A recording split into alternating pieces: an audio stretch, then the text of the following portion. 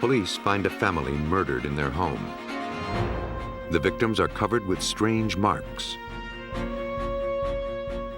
To catch the killer, forensics experts must find out what caused the wounds. A request for roadside assistance is a pretext for murder. Can telltale marks on a car battery connect the killer to the crime? Police are on the trail of a psychopath.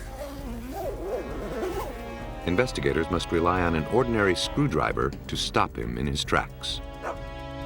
Like fingerprints, tool marks found at a crime scene can single out a murderer. More than one killer has tripped himself up on his own tools of death.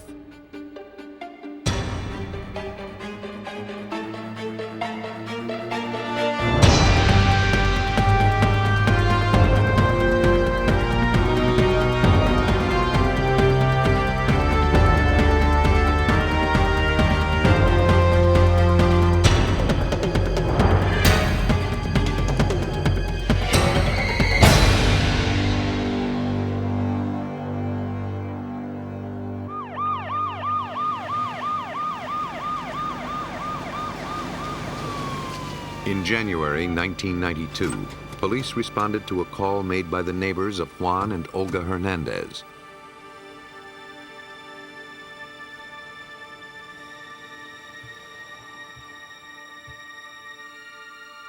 They reported a violent commotion coming from their home.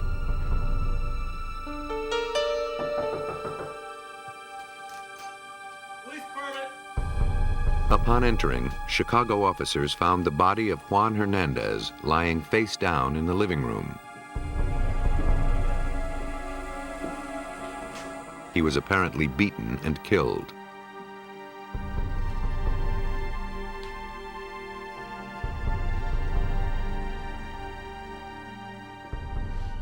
As they cautiously searched the house, police entered the nursery.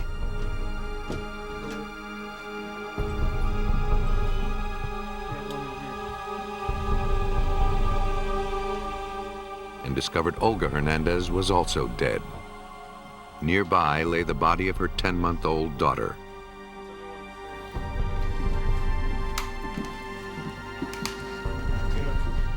The Hernandez home showed no signs of forced entry. The killer or killers left no clues to their identity.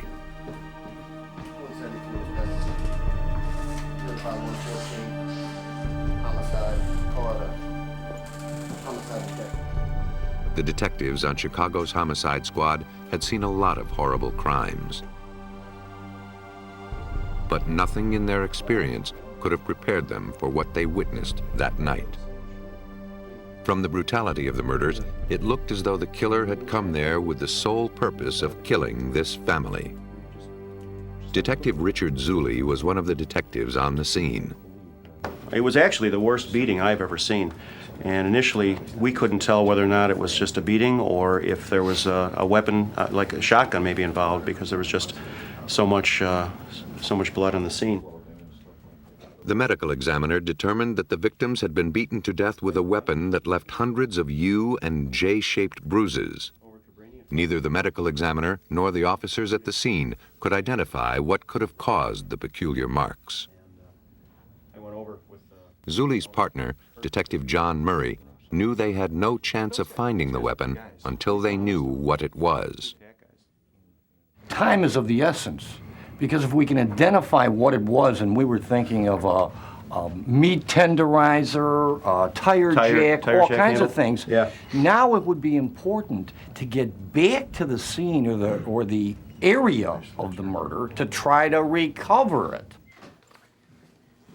Detectives knew that identifying what caused the marks was the first step to finding the killer. 171 dispatch, start rescue, code gray. Whoever he was, he had thoroughly covered his tracks, leaving behind only the telltale wounds.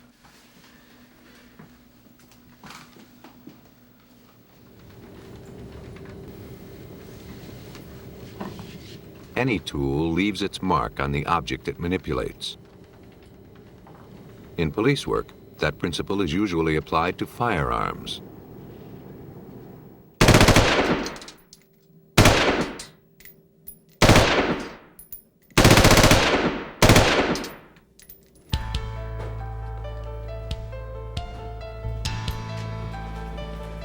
To see if a particular gun had been used in a crime, a ballistics expert test fires it.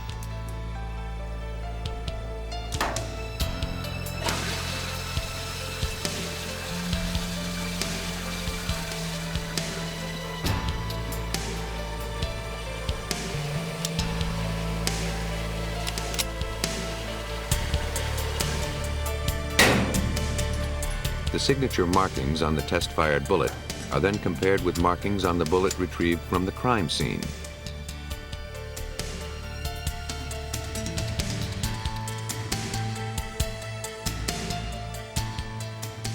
If the markings are the same, the case is made. When a tool is used in a beating death, the task is a similar one.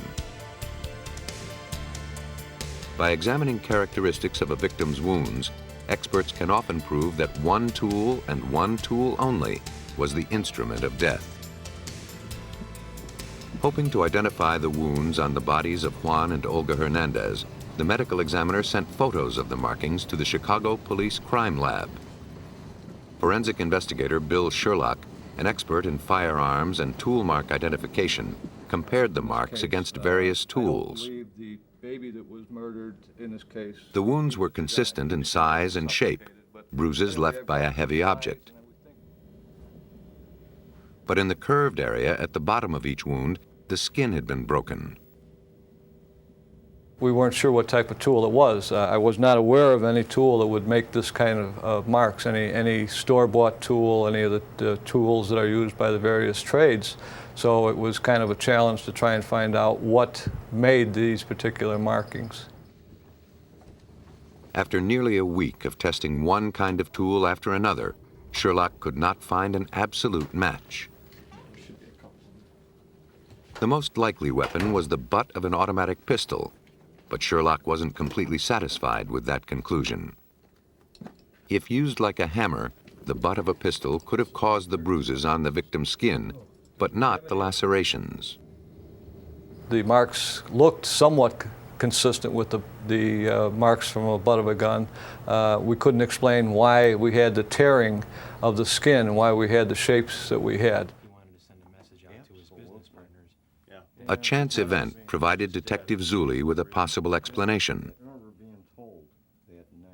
Off duty, he realized he held a likely answer in the palm of his hand. At home one day, I was cleaning my gun. And as I'd slid the magazine out of the gun, I was cleaning it and looking at it, and I thought, gee, that's kind of similar in shape to the wounds. With its magazine removed, the butt of a semi-automatic pistol would have thinner, sharper edges, more capable of leaving the marks seen on the murder victims. Without the magazine and its bullets, the gun would be lighter and less effective as a bludgeon. It would have taken longer to inflict fatal wounds.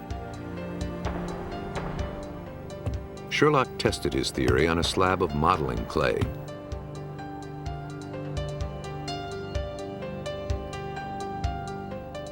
The butt of a medium caliber pistol produced marks of the same size and shape as the wounds on the victims.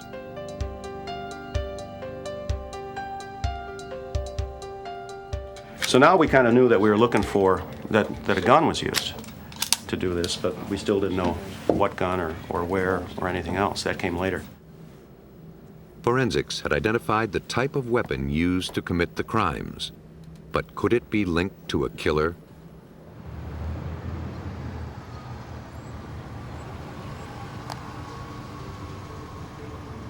Tapping their sources, officers on the narcotics squad got a tip from a prostitute who'd heard something on the street. She told police that a woman named Patricia Johnson seemed to know about the killings. Her boyfriend was a known drug dealer, a Cuban named Reynaldo Travieso. Police brought him in for questioning. He refused to talk. Meanwhile, detectives checked the victims' phone records.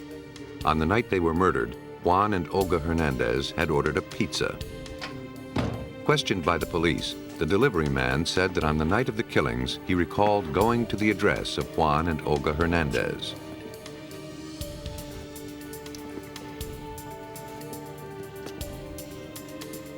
But when a woman answered the door, she told him she hadn't ordered a pizza. Police brought him to a lineup that included the suspect's girlfriend, Patricia Johnson. He recognized her as the woman who'd answered the door at the Hernandez home.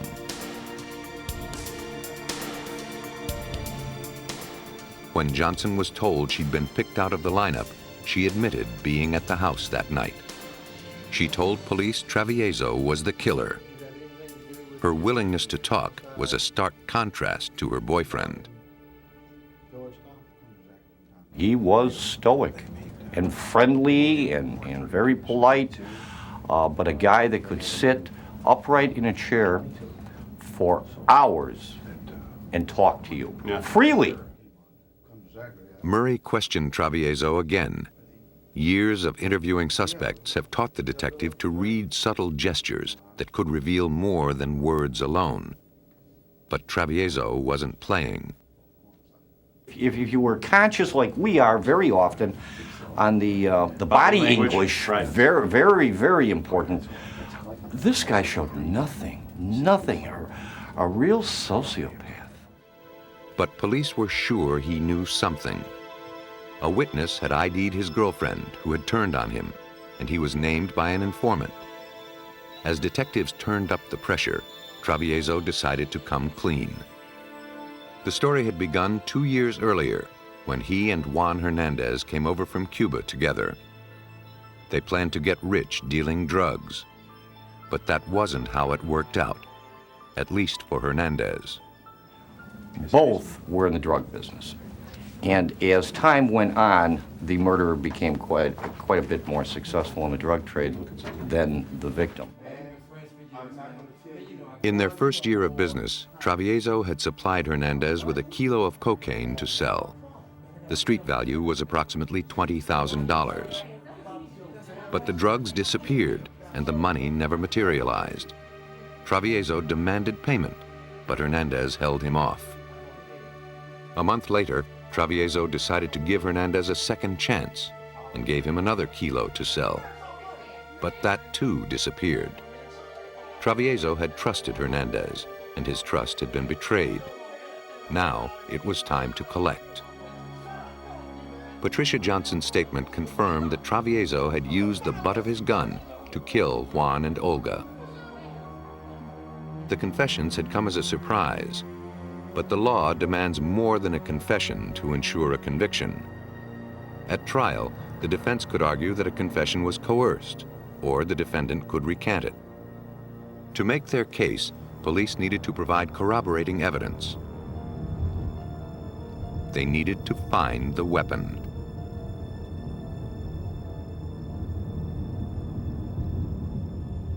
Johnson had told police she'd wrapped the gun in a plastic sack. From a moving car, she'd tossed it off a bridge into the river.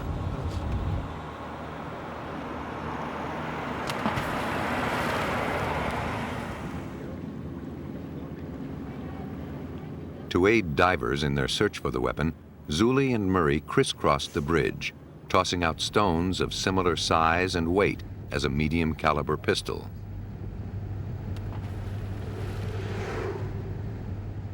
John and I spent a day driving across that bridge with rocks about the same size and weight of a medium caliber weapon. And we drove across, throwing them out of the squad car and into the river. And noting that they were all landing about the same distance from the bridge in about the same place. To coordinate their search, divers stretched polyester rope across the river, forming a grid.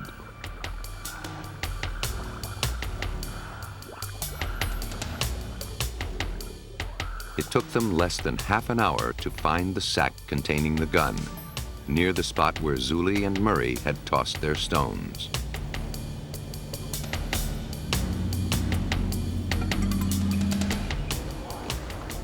The weapon was a .32 caliber semi-automatic pistol. With its magazine removed, police believed it could have caused the unusual wounds on the victims' bodies. But to prove it beyond a reasonable doubt, the detectives needed harder evidence. Evidence only a forensics expert could provide. Police divers in Chicago had found what they believed to be a murder weapon in a plastic bag. Cuban immigrant Juan Hernandez had taken drugs to sell on consignment, then never delivered the cash. Now, he, his wife, and his infant child were dead.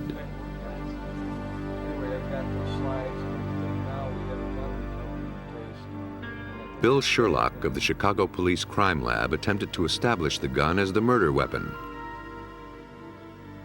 Not as a firearm, but as a tool used to bludgeon the victims to death. Sherlock had already determined that the unusual wounds on the victims' bodies were most likely caused by the butt of a semi-automatic pistol with its magazine removed. As we're looking at the marks on the victims' heads, it's consistent with the tearing being with the front portion of the magazine well, the thinner metal, the side wall, and also the magazine release back here, the serration from the magazine release. At first glance, Sherlock believed the pistol found by divers could have caused the wounds. To make a positive identification, he obtained a copy of the autopsy photographs, being sure they were exactly to scale. He then obtained a 1-to-1 transparency of the butt of the gun with its magazine removed.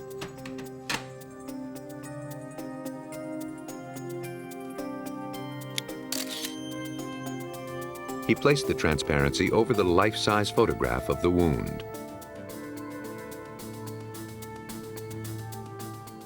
After closely comparing the gun's metal edges with the cuts on the victims, Sherlock felt he had a perfect match.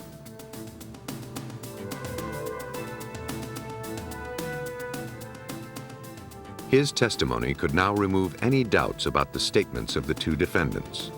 He'd forged an irrefutable link between them and the tool of death.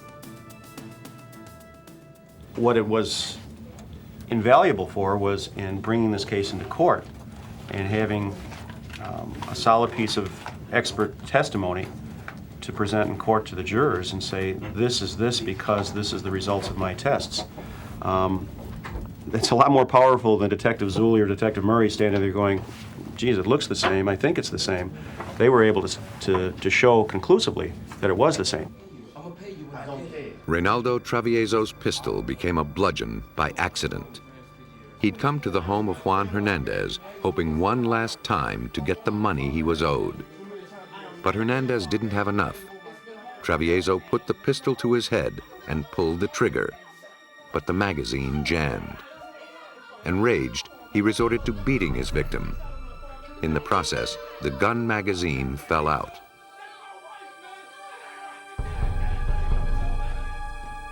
When the pizza man arrived, Travieso had already begun beating Juan Hernandez with the butt of his gun.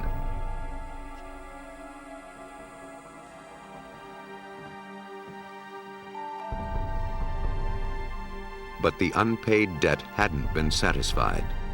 After Juan was killed, Olga Hernandez would also die, along with the baby she did everything to protect. And clearly, in examining the scene, it was apparent to us that Mrs. Hernandez was doing what she could to try to protect her child during the course of this attack.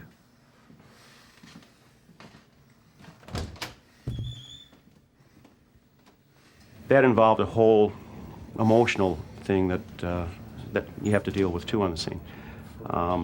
You know, when you recreate the scene and you're visualizing what happens, you're creating all this. So you can imagine the terror and the fear and everything else that was happening.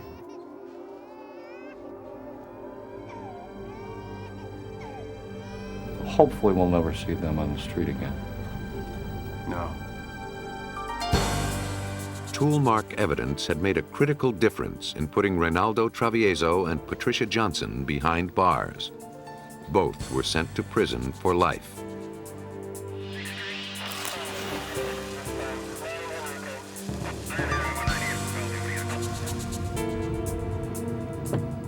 In Louisiana in 1984, police had to rely on more subtle tool mark evidence to crack a case of murder. Responding to the report of a shooting in the small town of Zachary, 15 miles from Baton Rouge, police found a car with its hood raised, parked at the side of the road.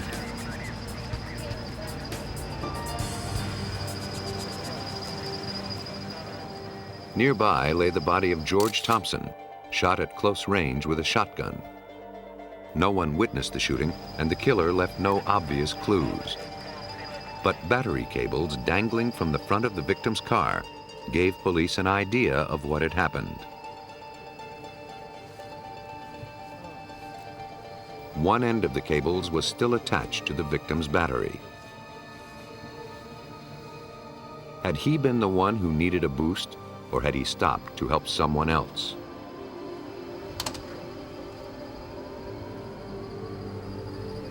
The victim's car started without any problem. Apparently, he had pulled off the road to assist another driver. If police could find the second car, they might also locate the killer.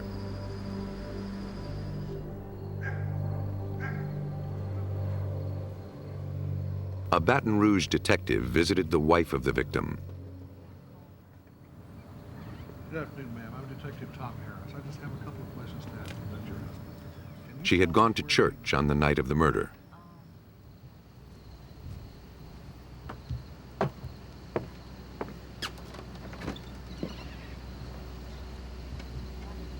When she returned home around 10 p.m., her husband told her he had to help someone start his car. He left without saying exactly where he was going. According to Lois Thompson, her husband rarely went out that late. Whoever it was he was going to help must have been a close friend.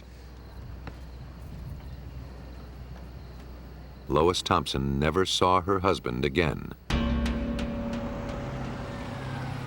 It seemed to police that the call for assistance was a trap. They suspected the killer may have lured the victim to the crime scene with a plea for help.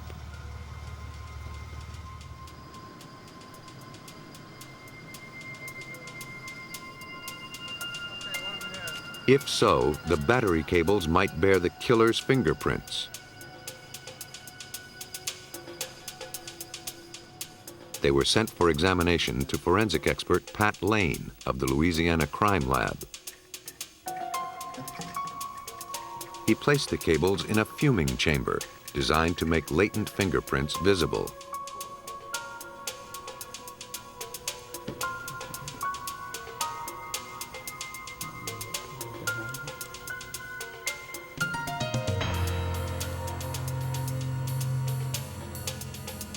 But the test results were negative. Well, we didn't come up with any fingerprints on any of the clamps or the cable. So essentially, the fingerprint examination was a washout, and I thought that I was going to be through with this evidence at that time. The case stalled until a few days later, when detectives got a phone call that brought them a lead. The caller told police to check out a parking lot at an apartment complex in Baton Rouge.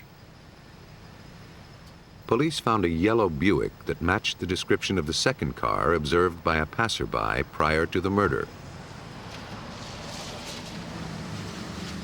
It belonged to Brenda Perkins. The tip was placed by her neighbor, a relative of the victim. Faced with suspicion of involvement in a murder, Perkins was more than willing to talk to police. Detective Bernie Taylor of the Zachary Police was at the scene. One of the questions that, naturally came up is, well, have you been having trouble with his car? Perhaps, battery trouble. The car had a brand new battery. Perkins told police she'd had no trouble starting it. So at this point here, we, kind of fits in with our thought that, hey, this was a set-up deal with no car trouble to begin with. He just was lured out there under that pretense. Perkins explained that her uncle, Earl Thomas, had borrowed the car on the night of the murder. Thomas was the brother-in-law of the murder victim. But Brenda Perkins had even more damaging evidence.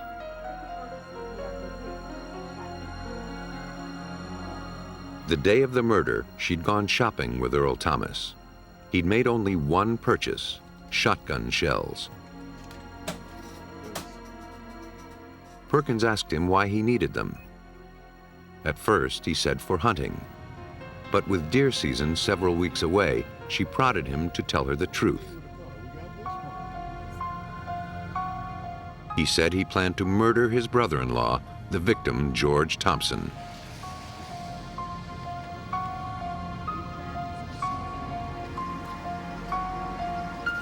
A receipt found in the trunk of Perkins' car totaled $2.97 plus tax.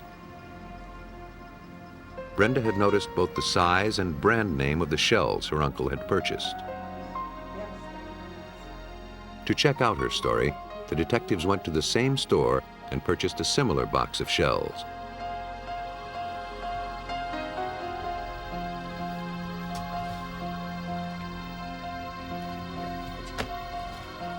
The amount on the receipt was $2.97 plus tax. Exactly the same as the receipt found in the car. Lane also found Thomas's thumbprint on the shopping bag. The detectives now had circumstantial evidence that Earl Thomas was the killer, but they required something more solid.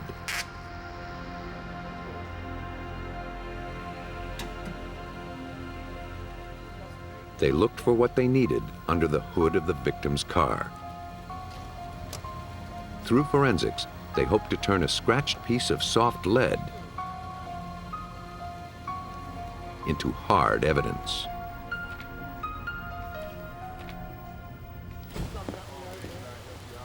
In the murder of George Thompson, Louisiana police were building their case against his brother-in-law, Earl Thomas.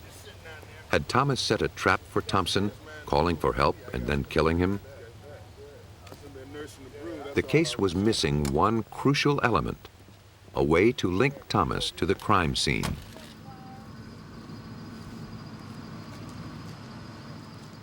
Booster cables were still attached to the victim's car battery. If the victim had time to attach the cables to the killer's car, the clamps may have left marks on the battery.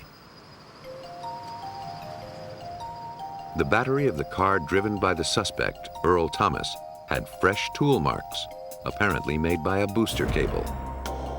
Police asked forensic examiner Pat Lane to see if the marks were made by the cables found at the crime scene.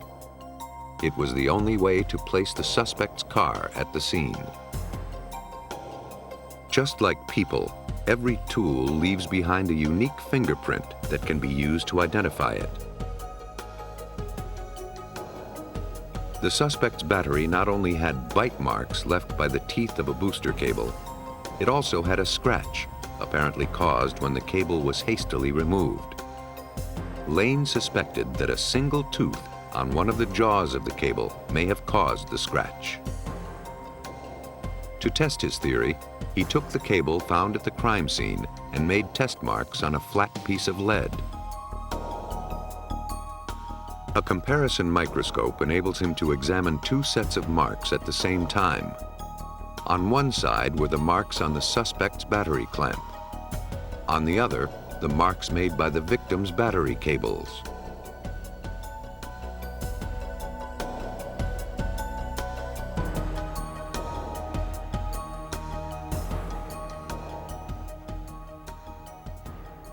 The ultimate determination in any tool mark examination is, was this tool or this instrument responsible for making a particular mark?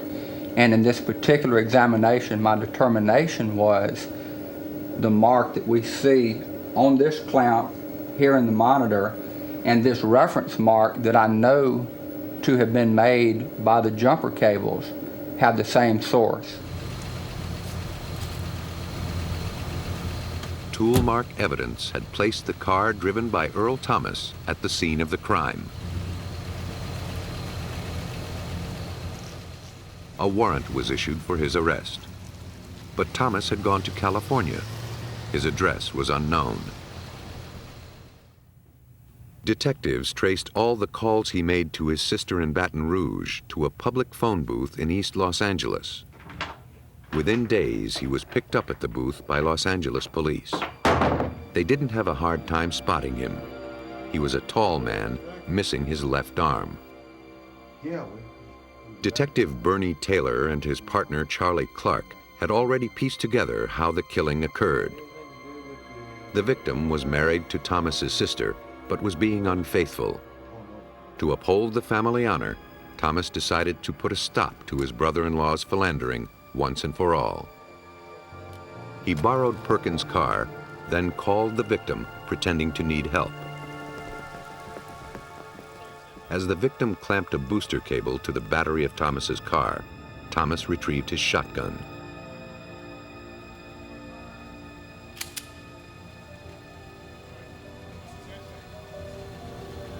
I told you to leave her alone. It was a nice theory, but Thomas denied any involvement in the crime. Detective Clark was concerned a jury might think a one-armed man incapable of firing a shotgun. You ever do any hunting? Oh yeah, I love to hunt. Yeah. Oh, What kind of hunting you do? Deer? Squirrels? just generally hunting. Yeah. It's just fun. Well, what kind of gun do you hunt with? What's shotgun? But Thomas's gift for gab tripped him up.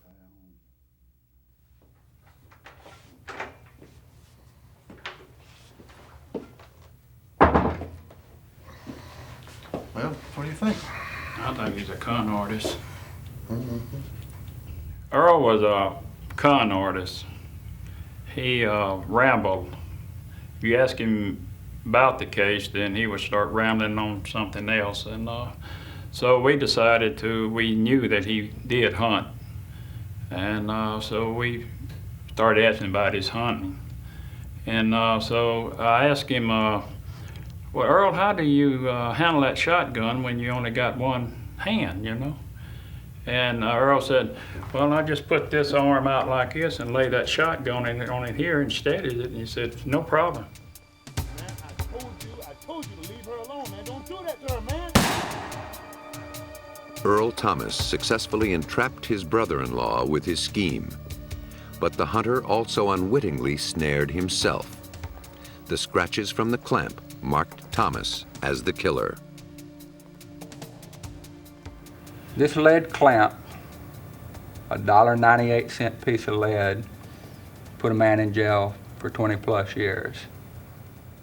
When Bernie Taylor brought this piece of evidence into the laboratory, I knew exactly what he wanted before he ever finished the request. And I told Bernie at that time, I said, Bernie, it's theoretically possible, but I have to tell you it's a long shot. But we'll give it our best shot.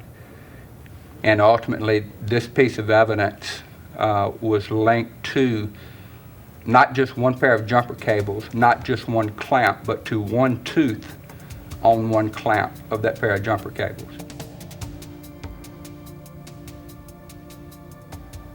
Let you get back in, get set. In the small town of Zachary, solid detective work turned a case of circumstantial evidence into a conviction based on forensic science.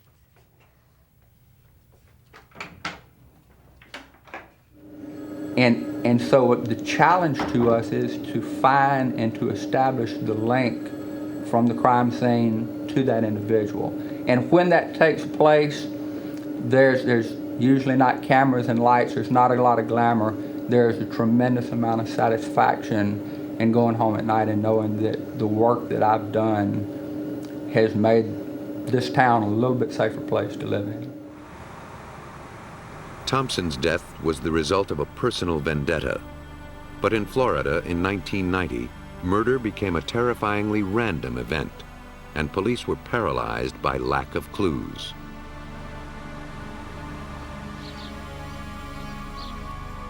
On August 26th, students were returning for the fall semester at the University of Florida in Gainesville.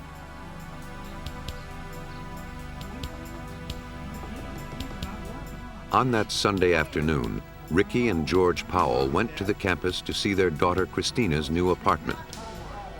But when they arrived, neither their daughter nor her roommate answered the door or telephone. The parents asked the building manager to let them in, but the women had changed the lock. The manager didn't have a key. The Powells' concern grew with every hour their daughter was away. Fearing the worst, they contacted the police. A Gainesville police officer met them at the apartment. He then forced open the door. As he entered, he saw a dead woman posed on the couch. He blocked the parents from following him. He didn't want them to disturb the evidence, and he feared the killer might still be inside.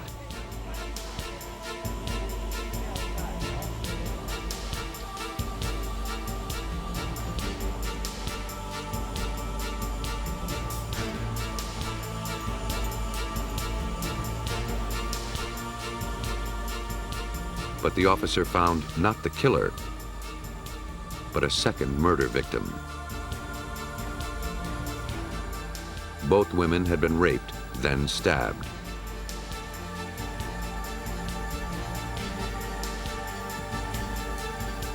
The brutality of the crime and the way the bodies had been staged made police fear that they were dealing with more than a random killer. Whoever murdered these women was cunning and methodical. Police feared it would only be a matter of time before he struck again.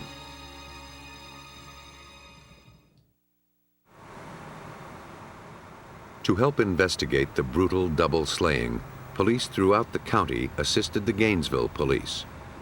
Among them was Detective Sergeant LeGrand Hewitt of the Alachua County Sheriff's Office. And then the killer struck closer to home. About midnight, Sunday night, one of our records clerks at the Alachua County Sheriff's Office failed to show up for work. Her supervisor and co-workers got concerned about that and notified our watch commander. A deputy was sent to Krista Hoyt's apartment. No one came to the front door, but he saw a gap in her Venetian blinds. The deputy got on his knees and put his flashlight up into the room that was there, and it happened to be Krista Hoyt's bedroom, and she was sitting on the side of the bed in a staged position, decapitated. Adding to the horror, 2 days later, 2 more victims were found, raped and stabbed in a similar fashion.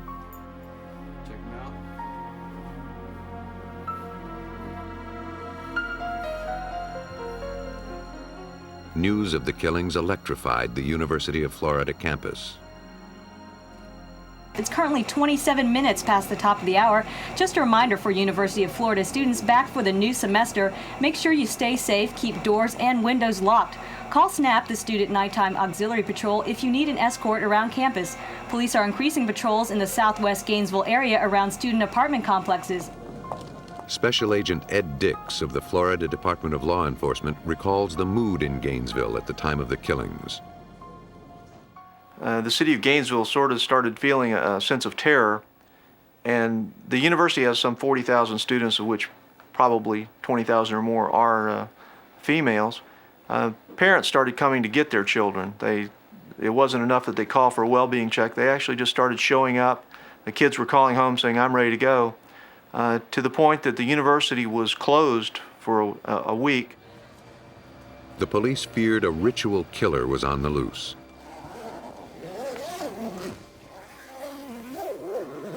A serial madman who'd claimed 5 victims in 3 days.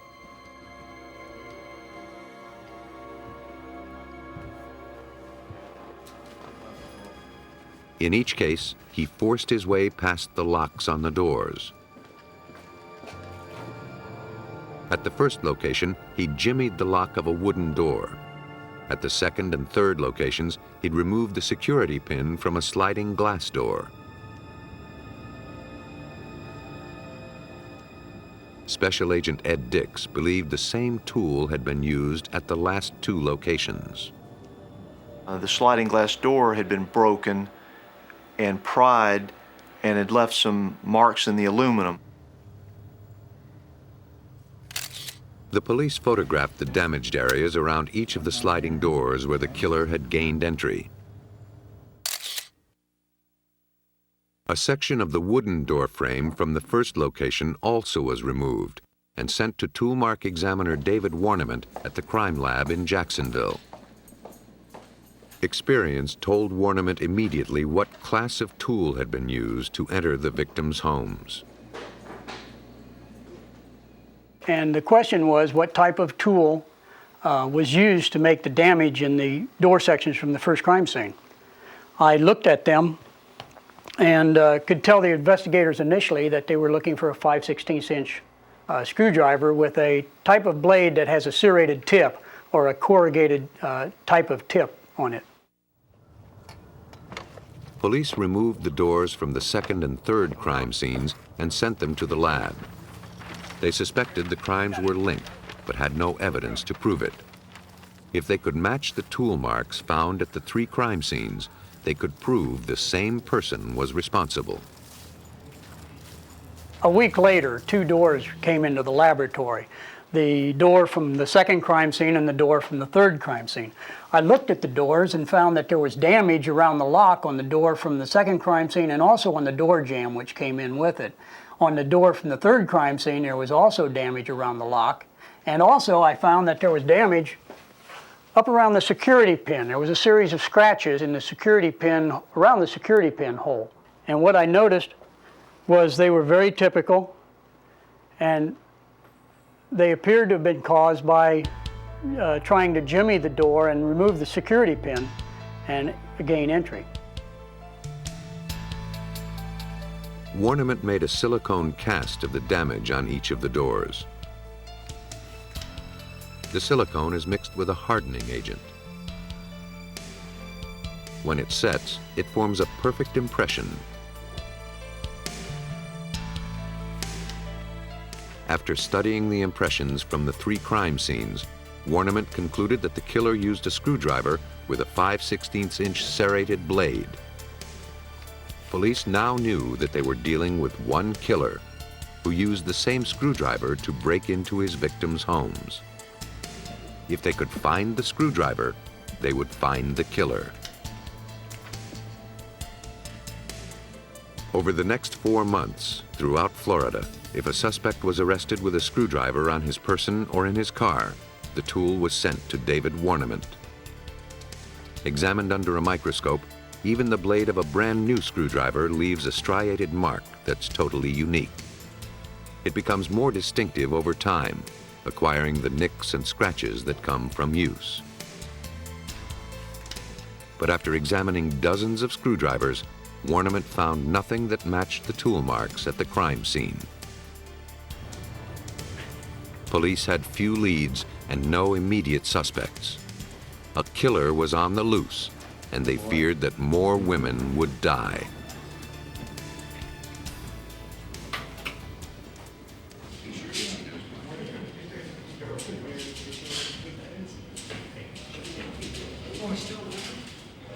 In November of 1990, 4 months after the first murder in Gainesville, police got a break from a routine computer check. A man picked up in Ocala for robbery was wanted in Shreveport, Louisiana for shooting his father. The computer had already identified Shreveport as the scene of a crime very similar to the murders in Gainesville. It might be a coincidence. But Special Agent Ed Dix decided to look for a connection between the suspect in Ocala and the Gainesville murders. Meanwhile, Sergeant Detective LeGrand Hewitt was following a different lead. Months earlier, shortly after the murders, a bank in Gainesville had been robbed. It was not far from the second murder scene. Shortly after the robbery, police officers saw 2 men enter the woods nearby. The suspects eluded police, who called for backup. a tracking dog was dispatched to pick up the scent.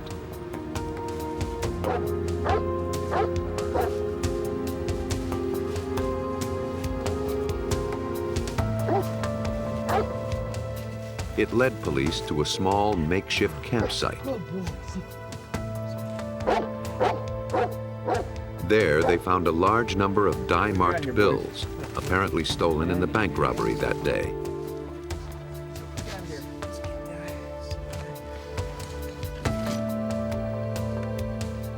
In a duffel bag, police found a semi-automatic weapon like the one used by the robber, some duct tape, and a cassette player. On the tape was what seemed to be a veiled message.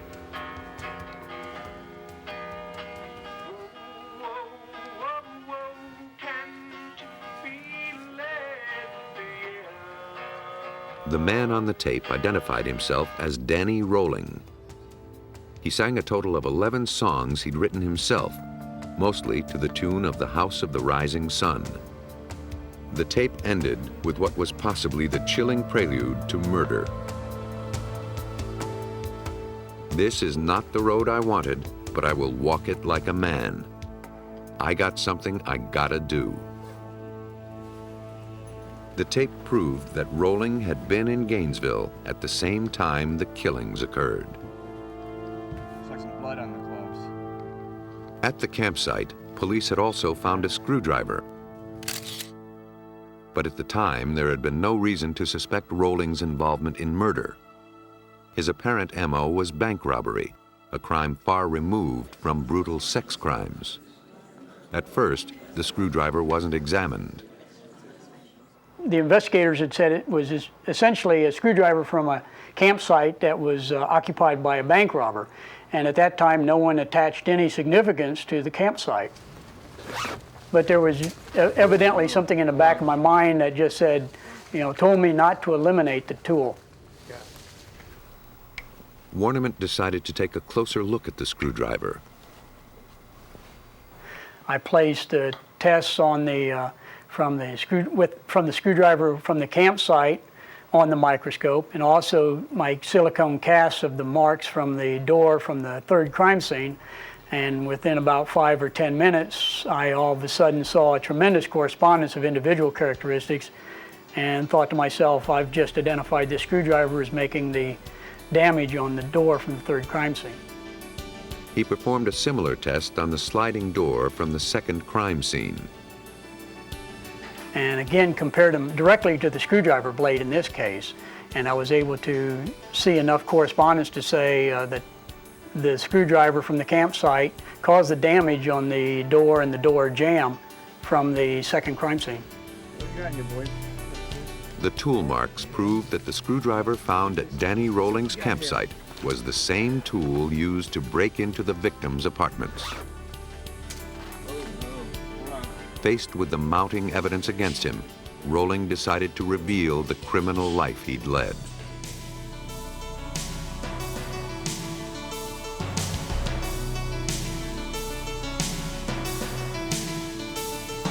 As a burglar, he developed a talent for breaking and entering houses while the occupants were asleep.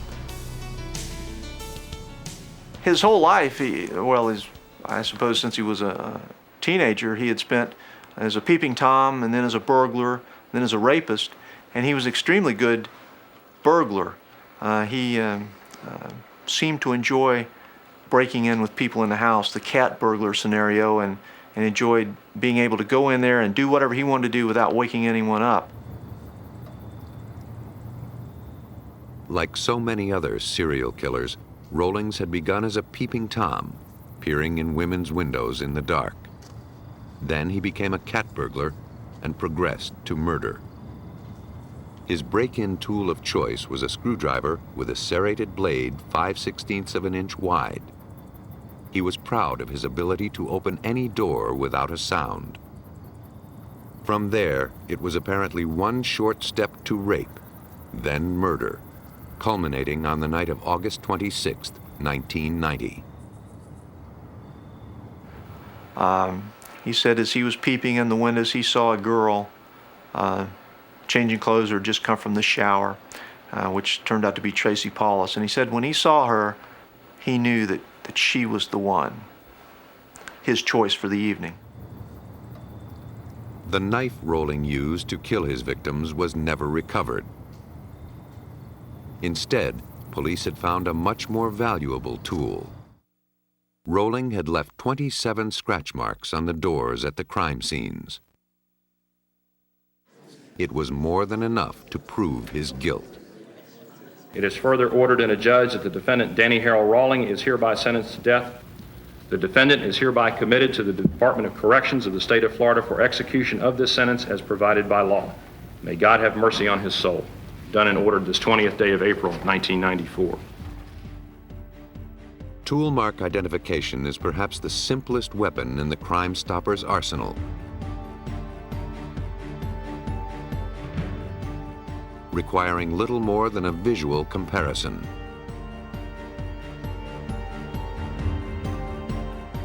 But for juries, it's compelling evidence. If a tool can be traced to a suspect, only a few faint scratches may be enough to solve the crime.